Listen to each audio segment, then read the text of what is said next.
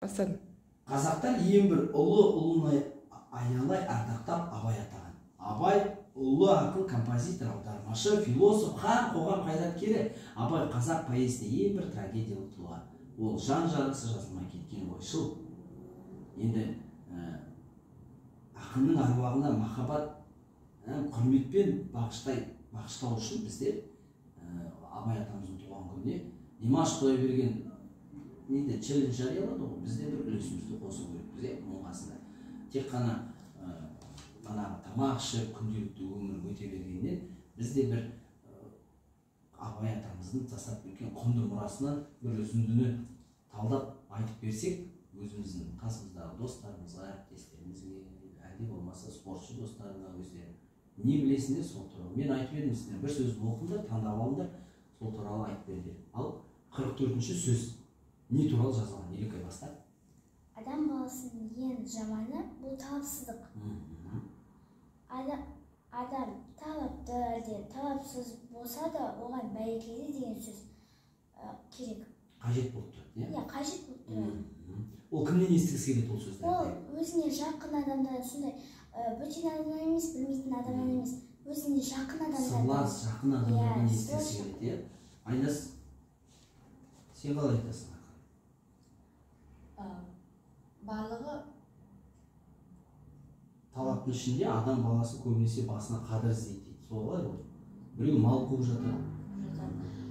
сарандықпен, қулықпен, әйтеуір мал тапсам болды деп, мал тапқан ердің жазығы жоқ. Малдың бет жарық дейді. Бет жарық деген мақалдарға сеніп, малымды соғып алмайды деп, солай жүре берген.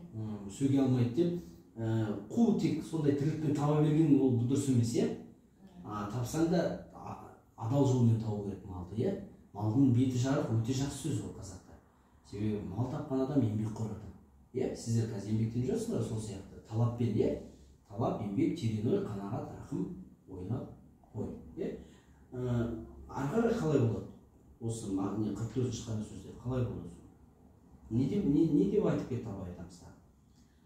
Бұл қазақтың тамырын ұстап қарайды дағы дейді, ол қалай түсінуге болады? Бетіне қарап, оқыған болса, талабыңды қыла бер дейді. Адам кітап бойынша оқу үшін басында өз ішкі дүниесін тазарту керек. Одан кейін ғибадат қылу керек. Егер адам қазақтың бетіне оқысы келсе, онда бастаған ісін жалғастыру керек. Ішін тазартпауға тырыспасын. Себебі оның ішін қандай екенін ешкім көріп тұрған жоқ. Сөйтіп жүре беруге болады дейсің, иә? Ал Айнас, Елекай маған айтыңызшы, қазақша біз өзіміз білеміз, ана тілімізді құрметтейміз, сыйлаймыз. Қазақша білмейтіндер көп қой, өкінішке орай, иә? Өз ана тілін білмейтін, сырты бүтін өшететін бауырларымыз бар, бауыр деп айтсақ, соларға бір түсіндіріп жіберсең. Және өзінің ұлттың азаматтары бар, біздің елде тұратын Абайдың қара сөздері мүмкін естіп қалса бір пайдамыз тиер соларға. Соны орысшасын айтып берсің, білесің ғой? Ничто же из людей тот, кто не имеет стремления, но стремления бывают разные. Одаренные или бездарные, все они не прочь услышать похвалу в свой адрес. Люди общаются с людьми своего круга и делятся с ними, да? Делятся сокровенными мыслями и скорее всего, хотят услышать похвалу от них, чем от незнакомых или далеких людей. Одни стремятся к почестям, другие алчут богатства. Неважно, каким образом, алчностью или хитростью. Тот, кто... Одни хотят прослыть храбрецами, святыми, баями, другие не чурятся, да, славы хитрых, ловких, всезнающих. Идет жазған, Абай атам. Все стремятся к чему-то, стремятся читать, но... Не по книгам, а по лицам людей.